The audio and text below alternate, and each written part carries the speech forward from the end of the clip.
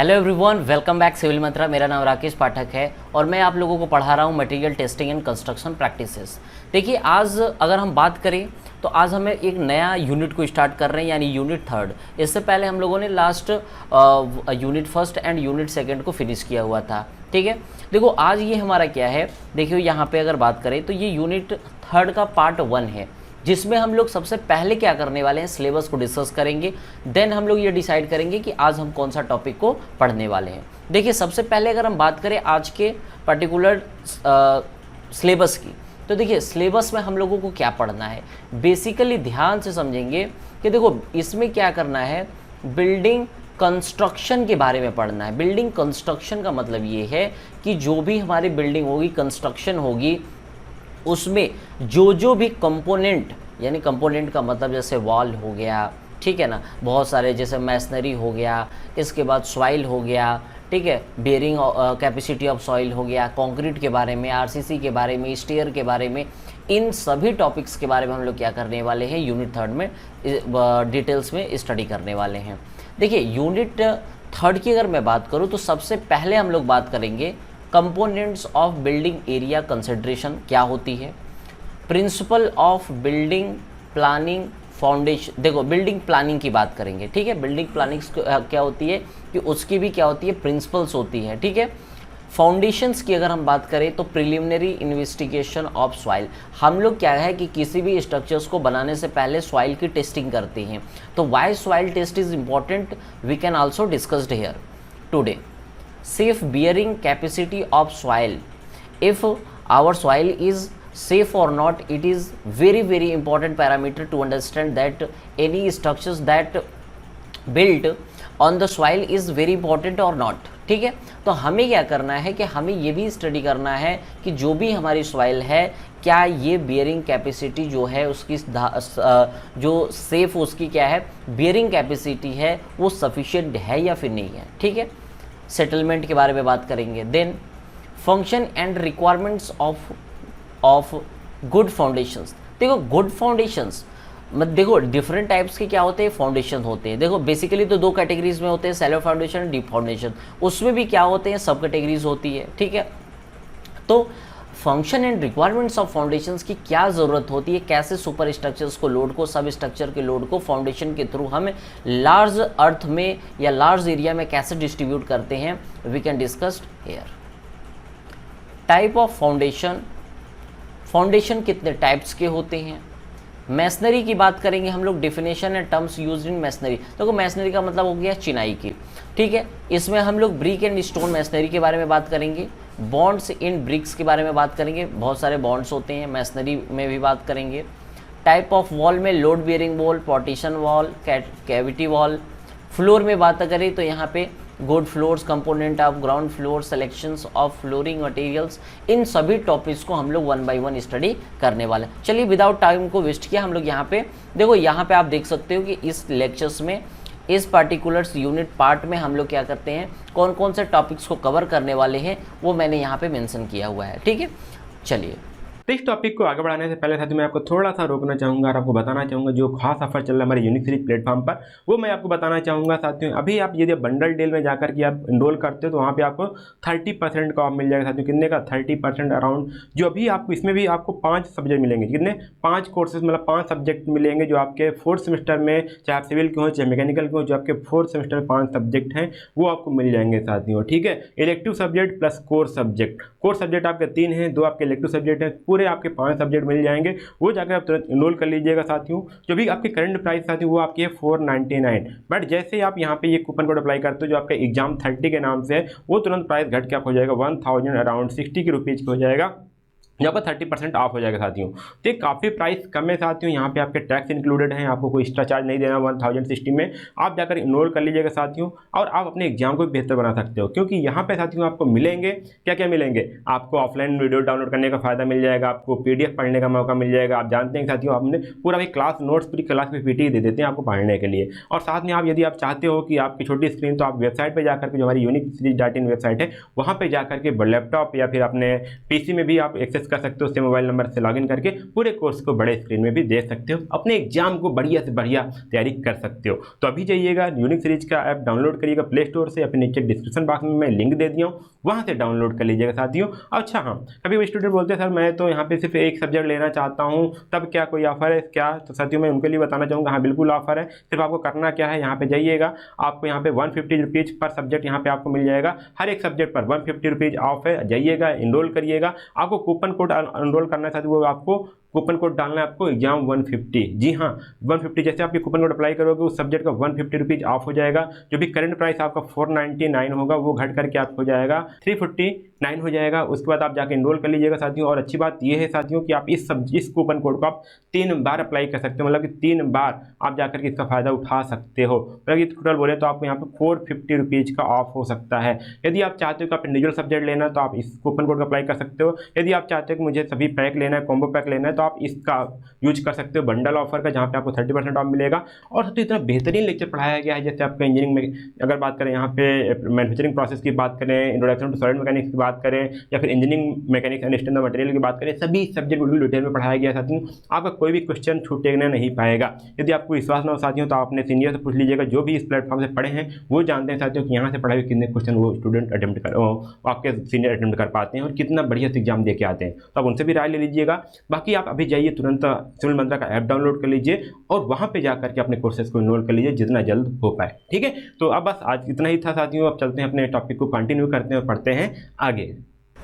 हमारा सबसे पहले स्टार्ट होता है कि when considering the building area. ध्यान से समझेंगे, यहाँ पे मैं क्या बोल रहा हूँ कि जब हम लोग क्या करते हैं बिल्डिंग एरिया को, ठीक है, हेलो देन, ठीक है, जब हम लोग क्या करते हैं कि बिल्डिंग एरियाज़ को क्या करते हैं, कंसीडर करते हैं, तो हम लोग यहाँ पे कुछ पॉइंट्स को क्या करते हैं, कंसीडर करते हैं। जैसे देखो, when considering the building area in architect, construction और रियल इस्टेट, ठीक है, वेरियस कंपोनेंट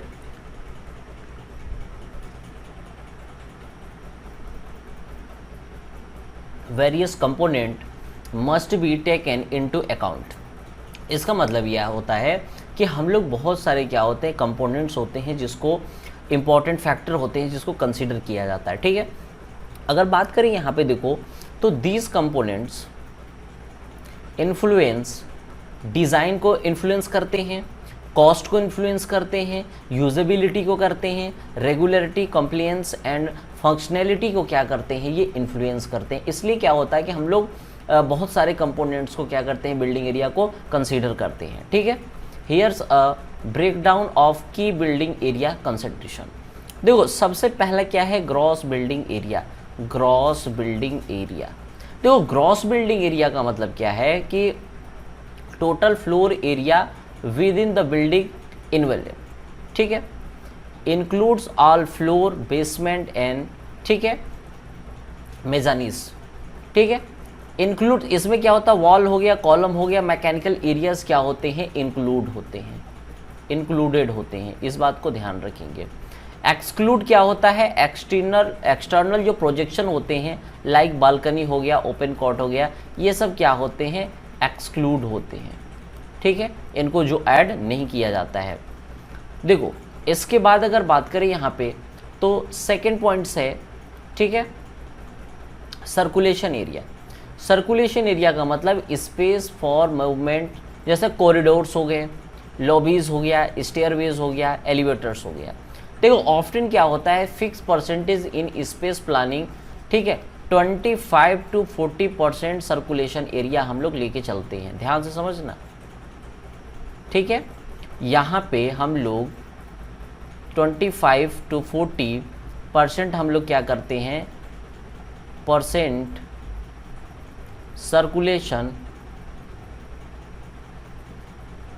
सर्कुलेशन एरिया को हम लोग कंसीडर करते हैं। इसके बाद देखो अगला आ जाता है mechanical and service area.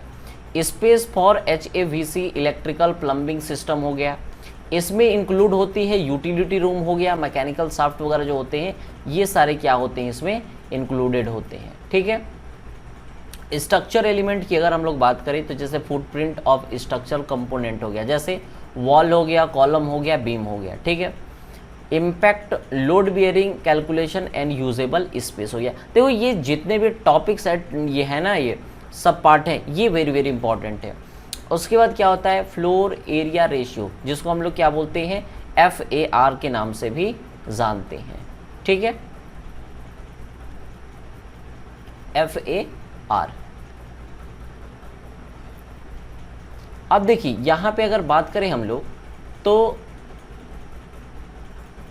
FAR के नाम से भी जानते हैं, ठीक है, ratio of total building floor area to the size of plot, ठीक है। ये क्या है, ये है रेशियो होता है total building floor area upon size of plot, ठीक है, इसके रेशियो को बोला जाता है FAR, ठीक है, floor area ratio, regulated by local zoning code. The principle of building planning refers to a set of guidelines that help ensure a structure is functional, safe, economical and aesthetically pleasing, ठीक है। These principles are fundamentals in architect, civil engineering and construction. Here are the main principles. देखो main principal ये है कि सबसे पहले अगर हम लोग बात करें एस्पेक्ट की, ensure proper orientation of room for sunlight and ventilation. देखो होता क्या है कि हम लोग जब प्रिंसिपल ऑफ बिल्डिंग प्लानिंग की करते हैं, अगर हम लोग बिल्डिंग, कोई भी बिल्डिंग होती है, जब हम लोग उस बिल्डिंग का प्लानिंग को करते हैं तो उसमें बहुत सारे ऐसे पैरामीटर होते हैं जिसको हम लोग क्या करते हैं, कंसीडर करते हैं, ठीक है। अगर यहाँ पे बात करें कंसीडरेशन की, एस्पेक्ट की अगर हम लोग बात करें तो जैसे यहाँ पे क्या है, सनलाइट है, ठीक है, तो सनलाइट आनी चाहिए रूम में, वेंटिलेशंस प्रॉपर होना चाहिए। जो लिविंग रूम्स है facing east to receive morning sunlight, इसका मतलब ये होता है कि जब भी हम घर बनाएं तो उसका जो फेसिंग होता है, जो मेन गेट होता है, जो अगर बात करें हम लोग पोर्च होता है, पोर्चेज एरिया, वो कैसा होना चाहिए, वो ईस्ट की तरफ होना चाहिए, ठीक है। प्रोस्पेक्ट की अगर बात करें तो concerned with the external view from inside the building, हम लोग इनसाइड बिल्डिंग के अंदर से हमें क्या है, नेचुरल या एक बढ़िया एक्सटर्नल व्यूज़ क्या है, मिलना चाहिए, ठीक है। Enhance comfort and aesthetics by placing window rooms facing garden, lake ETC।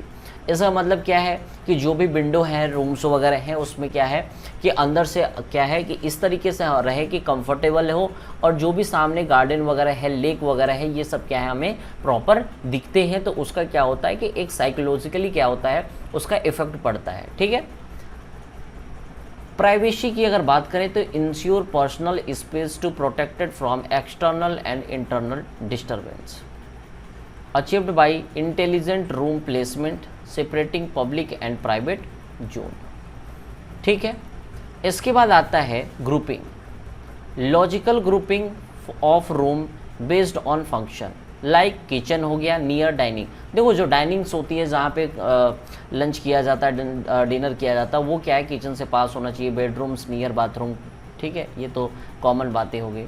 Circulation की बात करें, smooth and efficient movement through the building, buildings में क्या है, मूवमेंट के लिए सफिशिएंट स्पेस होनी चाहिए। इसमें इंक्लूड्स हो क्या है, कॉरिडोर्स हो गया, स्टेयर हो गया एंड डोर, ठीक है ना, डोर प्लेसमेंट हो गया। अगर बात करें यहाँ पे सैनिटेशन की तो देखो focuses on hygiene and proper waste disposal, ये वेरी वेरी इंपॉर्टेंट है। सैनिटेशंस क्या है, बहुत इंपॉर्टेंट पैरामीटर हो जाता है। रिक्वायर्स वेल वेंटिलेटेड बाथरूम्स हो गया, proper drainage and water supply.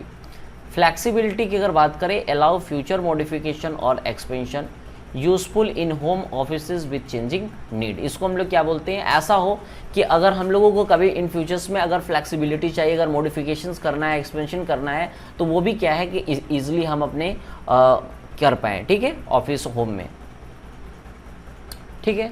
रोमिनेस, देखो ensuring room feel spacious even with limited area. देखो लिमिटेड एरिया में भी हमें इस तरीके से डिज़ाइन करना चाहिए कि हमें ऐसा क्या हो कि स्पेसियस, मतलब यहाँ पे है कि जगह क्या है पर्याप्त, हमें ऐसा लगे कि नहीं हमारा कंजेस्टेड नहीं है, हमें हमारे पास स्पेस ठीक ठाक है। Achieved by good layout, furniture arrangement and lighting, ठीक है। Economy, balance cost with utility and aesthetics, involves optimal use of material, labour and space. ये भी पैरामीटर क्या है, बहुत इंपॉर्टेंट है।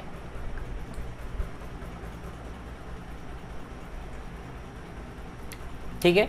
एलिगेंस की बात करें, एलिगेंस का मतलब एस्थेटिक अपील, ठीक है, देखने में कैसा, good appearance. Visual appeal of the buildings, style, proportion, colour and texture contribute to this. अब देखो यहाँ पे बात आ जाती है कि प्रिलिमिनरी इन्वेस्टिगेशंस ऑफ सॉइल, हम लोग सॉइल्स के प्रिलिमिनरी एस्टिमेशन को क्यों करते हैं, ठीक है, ये इंपॉर्टेंट पैरामीटर है। ठीक है, देखो डिजाइन इन्वॉल्व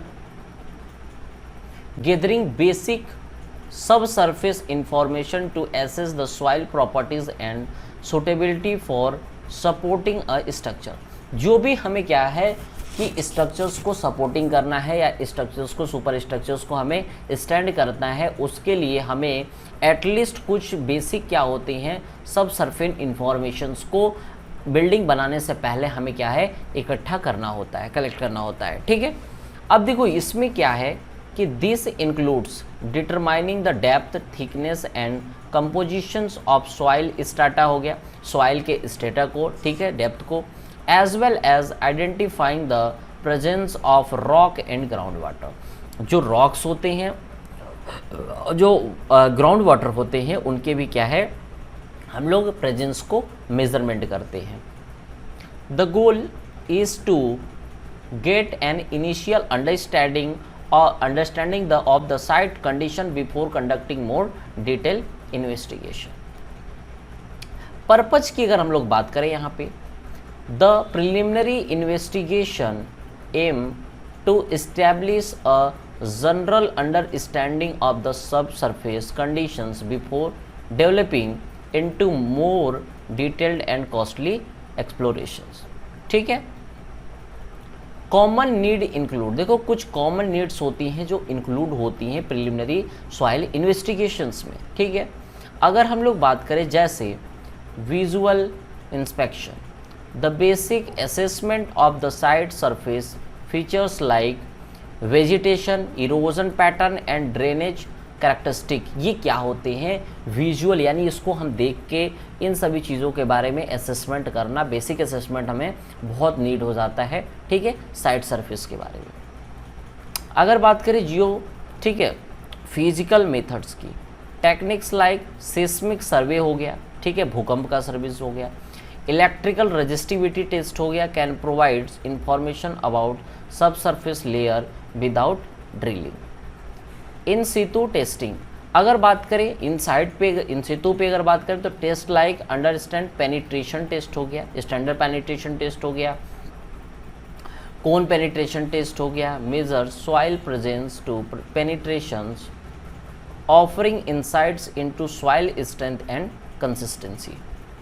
इसके बाद आती है safe bearing capacity of soil, very very important parameter है ये। ठीक है, देखो capacity of soil, accounts of under, ठीक है, अनसर्टेनिटीज, ठीक है, and ensure the structure remains stable under load by dividing ultimate value by the shaper factor. देखो इसका मतलब होता है कि स्टेबल अंडर लोड होता है बाय डिवाइडिंग अल्टीमेट वैल्यू, जो भी अल्टीमेट वैल्यू होती है। देखो इसका मतलब ये होता है कि जो भी अल्टीमेट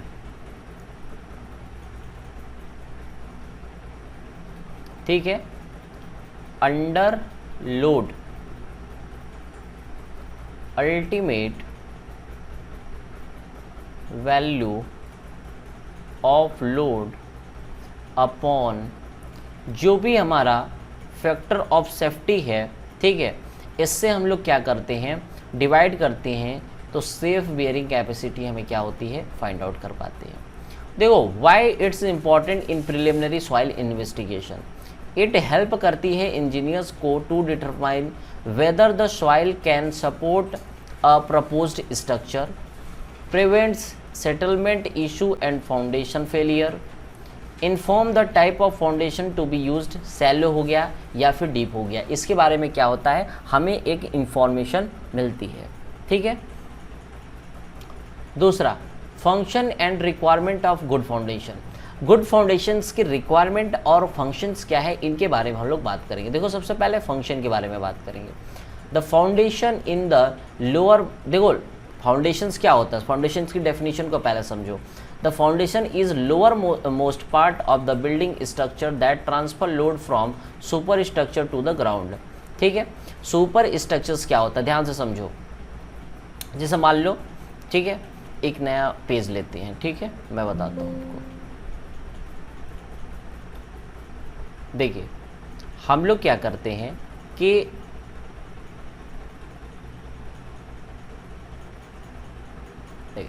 जैसे देखो ये हमारा ग्राउंड लेवल है, ये ग्राउंड लेवल है, ठीक है। इस ग्राउंड लेवल के ऊपर ध्यान से समझना, इस ग्राउंड लेवल के ऊपर जो भी हमारा स्ट्रक्चर है ग्राउंड के ऊपर, इसको बोला जाता है super structure,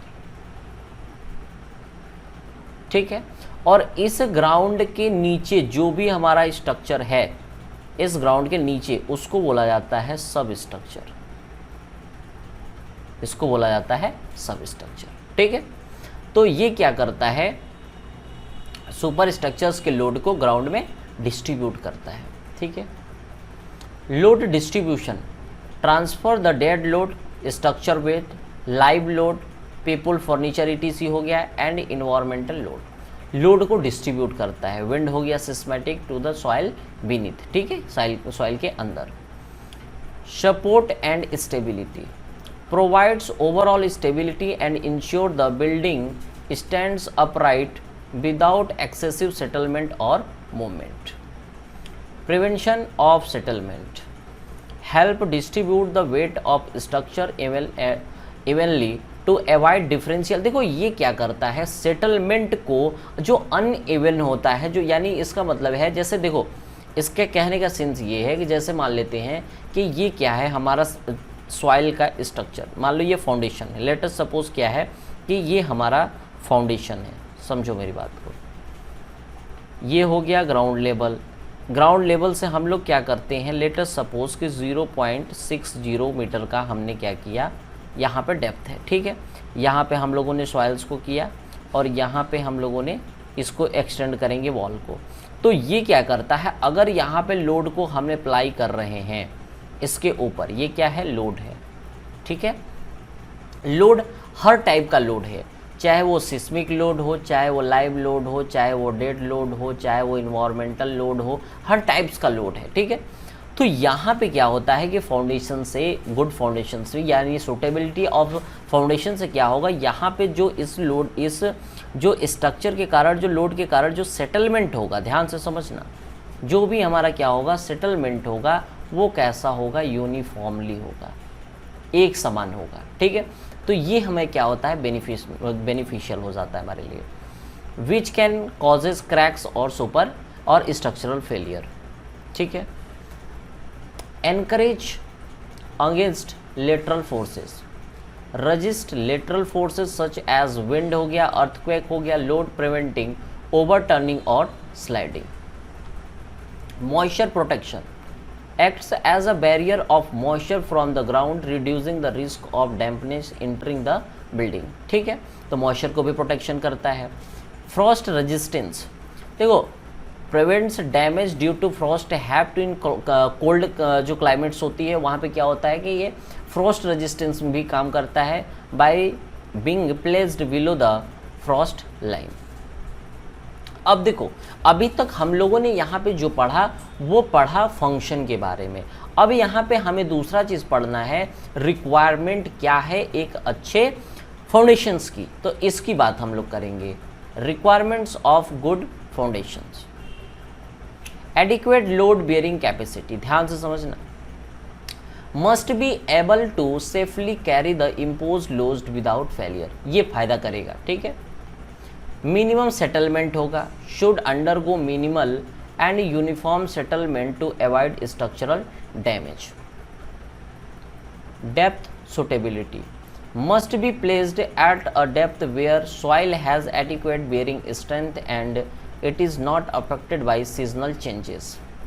Durability, made of material resistance to decay, corrosion and moisture for long term stability. Structural stability की बात करें तो should prevent lateral movement and provide a firm base of super structure. Should be cost effective without compromising, ठीक है, on strength and safety, ठीक है। कंस्ट्रक्टेबिलिटी की अगर हम लोग बात करें तो should be feasible to construct with available, ठीक है, अवेलेबल रिसोर्सेज एंड मेथड्स। अब बात करते हैं types of foundation masonry, definition and की टर्म। देखो ब्रिक मैसनरी में अगर बात करें, स्टोन मैसनरी में बात करें तो बहुत सारे यहाँ पे टर्म होते हैं जिसके बारे में हमें अंडरस्टैंड करना पड़ता है। बहुत सारे टॉपिक्स को जो यहाँ पे होते हैं, बहुत सारे ऐसे हमारे कुछ की टर्म होते हैं जिनके बारे में हमें जानना इंपॉर्टेंट होता है, चाहे वो स्टोन मैसनरी हो चाहे वो ब्रिक मैसनरी हो। देखो definition and masonry, masonry is the construction of, ठीक है, structure from individual units like brick हो गया, स्टोन हो गया, कंक्रीट ब्लॉक्स हो गया, that are often laid and bonded together by mortar. Mortar का मतलब होता है cement plus sand plus water, ठीक है। Masonry is widely used in foundation due to its strength, durability and resistance to weather and fire, ठीक है। देखो types of masonry foundation, rubble stone masonry foundations की अगर हम लोग बात करें, made from irregular unshaped stone either dry or with mortar. Dry rubble masonry, stone without mortar. Course rubble masonry, stone laid, ठीक है, somewhat regular courses। Uncoarsed rubble masonry, stone laid without any uniform course, uses low cost rural buildings and retaining wall। अब बात करते हैं एस्लार masonry foundations की। तो देखो made from finally dressed, dressed का मतलब होता है जैसे ब्रिक्स क्या जो स्टोन होती है कुछ इस तरीके से है, इरेगुलर है, इसको हम लोग क्या करते हैं कि ड्रेस्ड करते हैं, ड्रेस्ड करके इसको हम लोग क्या करते हैं, सूटेबल जो है सर्कुलर के क्या करते हैं, कुछ इस तरीके से शेप में हम लोग क्या करते हैं, इसको कन्वर्ट करते हैं, तो इसी को हम लोग क्या बोलते हैं, ड्रेसिंग, ठीक है। Cut into uniform shape and, ठीक है, साइज। टाइप्स में क्या होता है, ashlar smooth and finely dressed stone जो होते हैं वो एस्लार फाइन होते हैं। एस्लार रफ टूल्ड क्या होते हैं, rough surface finished but well shape. जो उनके सरफेस होते हैं वो कैसे होते हैं, काफ़ी रेगुलर रफ होते हैं, बट उनका जो शेप होता है वो कैसा होता है, राउंडेड होता है, ठीक ठाक होता है। High and residential and public buildings में इसका हम लोग क्या करते हैं, यूजेस है इसका, ठीक है। अब बात करते हैं कि ब्रिक मैसनरी फाउंडेशंस की। तो देखो made from bricks laid in mortar, हम लोग क्या करते हैं कि यहाँ पे मोर्टार तो यूज़ कर रहे हैं बट मोर्टार्स को में हम लोग ब्रिक्स का यूज़ कर रहे हैं। देखो स्टोन हो गया चाहे ब्रिक्स हो गया, दोनों का यूज़ हम लोग कर लेते हैं। English bond, Flemish bond, alternating course of header and structure. देखो जैसे देखो दो चीज़ समझो, हेडर और स्ट्रक्चर किसको बोलते हैं, जैसे ये ब्रिक है, ठीक है,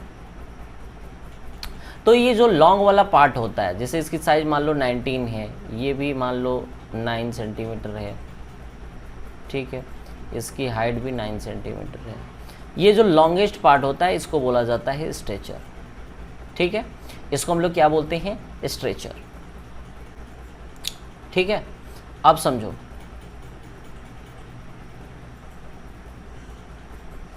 और ये जो शॉर्ट होता है इसको बोला जाता है हेडर, ठीक है। देखो ये हो गया इंग्लिश बॉन्ड। इंग्लिश बॉन्ड में क्या है, हेडर, मतलब पहले हेडर होगा फिर बड़ा स्ट्रेचर होगा, फिर क्या होगा, हेडर होगा फिर स्ट्रेचर होगा, तो इसको हम लोग बोला जाता है क्या, इंग्लिश बॉन्ड। फ्लेमिश बॉन्ड में क्या होता है, alternating header structure in each course. मतलब इसका मतलब क्या है कि जैसे एक जैसे मान लो कि एक हमारा ये रद्दा है मान लो, ठीक है, इसमें सिर्फ स्ट्रेचर हो गया, अब इसके नीचे ब्रिक्स जो है उसमें क्या हुआ, सिर्फ हेडर हो गया, ऐसे हेडर हो गया, फिर स्ट्रेचर हो गया, ऐसे। तो इस तरीके का क्या होता है उसको हम लोग बोलते हैं फ्लेमिश बॉन्ड, ठीक है। चलिए, common in residential building and light commercial structure में यूज़ किया जाता है। कंक्रीट ब्लॉक मैसनरी फाउंडेशंस अगर बात करें तो definition made using precast concrete block हो गया। हॉलो कंक्रीट ब्लॉक हो गया, light weight provide insulation. Solid concrete block higher load bearing capacity होती है, तो ये क्या होता है कि हैवी लोड को बेयर कर लेता है। इसके बाद अगर बात करें यूजेस की, मॉडर्न कंस्ट्रक्शन, बेसमेंट हो गया, रिटेनिंग वॉल हो गया, वहाँ पे हम लोग इसका यूज़ करते हैं कंक्रीट ब्लॉक मैसनरी फाउंडेशंस की। देखो कंपोजिट मैसनरी फाउंडेशंस की अगर बात करें डेफिनेशंस की, तो यूजेस 2 और more types of masonry unit like brick and the stone together, uses cost effective solutions where different properties are needed. कुछ यहाँ पे क्या है इंपॉर्टेंट टर्म है, की पॉइंट्स है जिसके बारे में हमें यहाँ पे पता होना चाहिए, ठीक है। मोर्टार, मोर्टार क्या होता है, मैंने क्या कहा, सीमेंट हो गया, देखो सीमेंट हो गया, सैंड हो गया, पानी डाल दो, ठीक है। चूना हो गया, मान लो क्या है CaCO3 हो गया, इसमें क्या है, इसमें हम लोग पानी डाल दो, ठीक है। तो ये भी क्या हो गया, मोर्टार बन गया, ये भी मोर्टार की तरह काम करेगा, लेकिन ये लाइम मोर्टार होगा, ठीक है। ये क्या है, ये सीमेंट मोर्टार है, मड मोर्टार भी होता है, ठीक है। Paste made from cement, lime हो गया, सैंड हो गया, water used in binding material units. Bond, the pattern in which machinery units are laid to ensure stability and strength. Header मैंने बता दिया क्या होता है, स्ट्रेचर भी बता दिया। Bed joint, the horizontal layer of the mortar where masonry unit rest. Perpend joint क्या होती है, वर्टिकल जॉइंट्स को हम लोग क्या बोलते हैं, परपेंड जॉइंट बोलते हैं। कोर्स क्या हो गया, रद्दा हो गया, ठीक है। जैसे ये क्या हो गया, एक ऐसे एक रो में इसको कर दिए, फिर इसको ऐसे कर दिए, तो ये क्या हो गया, 1 course, second course. Plumb, perfectly vertical alignment, यानी प्लम्ब का मतलब होता है 90 डिग्री पे, ठीक है। लेवल की बात करें तो हॉरिजॉन्टल अलाइनमेंट्स होता है। जॉइंटिंग की बात करें, finishing of mortar joint of aesthetic and weather resistance. Grouting क्या होती है, the process of filling gaps और cavities in masonry with the fluid material, इसको हम लोग बोलते हैं ग्राउटिंग। कई बार देखते हैं आप लोग कि क्या होता है, पेस्ट के फॉर्म में हम लोग वॉल के जो डिप्रेशंस एरिया होती है, जो गड्ढे एरिया होते हैं, जहाँ पे हमें क्या होता है गैप्स को फिल करने होते हैं, वहाँ पे हम लोग चाहे सीमेंट मोर्टार का या लाइम मोर्टार का वहाँ पे यूज़ को कर करके उसको क्या करते हैं, फिल कर देते हैं। दैट इज़ कॉल्ड ग्राउटिंग, इसको हम लोग बोलते हैं ग्राउटिंग। तो इस टॉपिक को आगे बढ़ाने से पहले साथियों मैं आपको थोड़ा सा रोकना चाहूँगा और आपको बताना चाहूँगा जो खास ऑफर चल रहा है हमारे यूनिक सीरीज प्लेटफॉर्म पर, वो मैं आपको बताना चाहूँगा साथियों। अभी आप यदि बंडल डील में जाकर के आप इनरोल करते हो तो वहाँ पे आपको 30% का ऑफ मिल जाएगा साथियों। कितने का, 30% अराउंड। जो अभी आपको इसमें भी आपको 5 सब्जेक्ट मिलेंगे, कितने, 5 कोर्सेज, मतलब 5 सब्जेक्ट मिलेंगे जो आपके 4th सेमेस्टर में, चाहे आप सिविल के हो चाहे मैकेनिकल के हो, जो आपके 4th सेमेस्टर में 5 सब्जेक्ट हैं वो आपको मिल जाएंगे साथियों, ठीक है। Elective subject plus core subject, core subject आपके 3 हैं, 2 आपके इलेक्टिव सब्जेक्ट हैं, पूरे आपके 5 सब्जेक्ट मिल जाएंगे। वो जाकर आप तुरंत इनरोल कर लीजिएगा साथियों। जो भी आपकी करंट प्राइस साथियों वो आपकी है 499, बट जैसे आप यहाँ पे ये कूपन कोड अप्लाई करते हो जो आपका एग्जाम 30 के नाम से है, वो तुरंत प्राइस घट के आप हो जाएगा 1000 अराउंड 60 के रुपीज़ हो जाएगा, यहाँ पर 30% ऑफ हो जाएगा साथियों। तो ये काफ़ी प्राइस कम है साथियों। यहाँ पे आपके टैक्स इंक्लूडेड हैं, आपको कोई एक्स्ट्रा चार्ज नहीं देना 1060 में। आप जाकर इनरोल कर लीजिएगा साथियों और आप अपने एग्जाम को बेहतर बना सकते हो, क्योंकि यहाँ पे साथियों आपको मिलेंगे क्या क्या मिलेंगे, आपको ऑफलाइन वीडियो डाउनलोड करने का फायदा मिल जाएगा, आपको PDF पढ़ने का मौका मिल जाएगा। आप जानते हैं साथियों आपने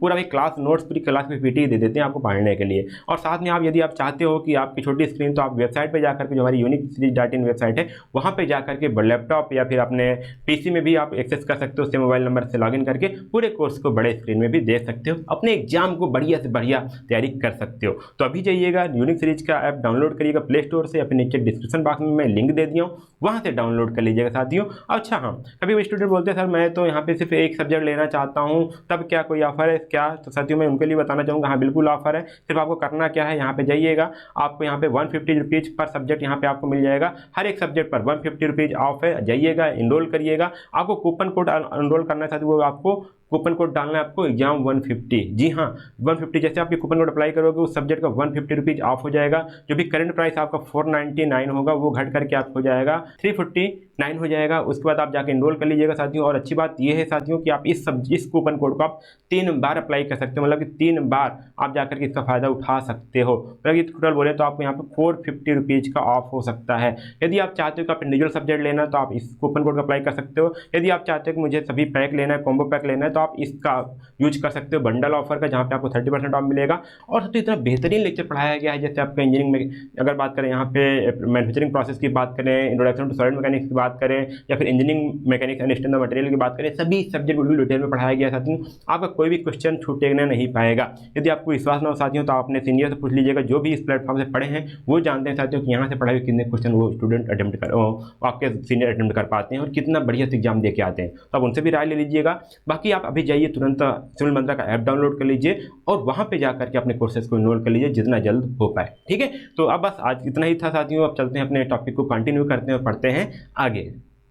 अब बात करते हैं हम लोग यहाँ पे ब्रिक मैसनरी की। ठीक है, तो देखो ब्रिक मैसनरी की अगर बात करें तो ब्रिक का मतलब ये है कि ब्रिक से हम लोग मैसनरी करते हैं। इस तरह का वॉल है ये। ठीक है, ये क्या है, इसको हम लोग बोलेंगे brick masonry wall, brick masonry wall. ठीक है, uniform rectangular units indicate standard brick. देखो ब्रिक्स क्या होती है, रेक्टेंगल होती है। ठीक है, ब्रिक्स बेसिकली क्या होती है, एक होती है मॉड्यूलर ब्रिक जिसको स्टैंडर्ड ब्रिक बोलते हैं,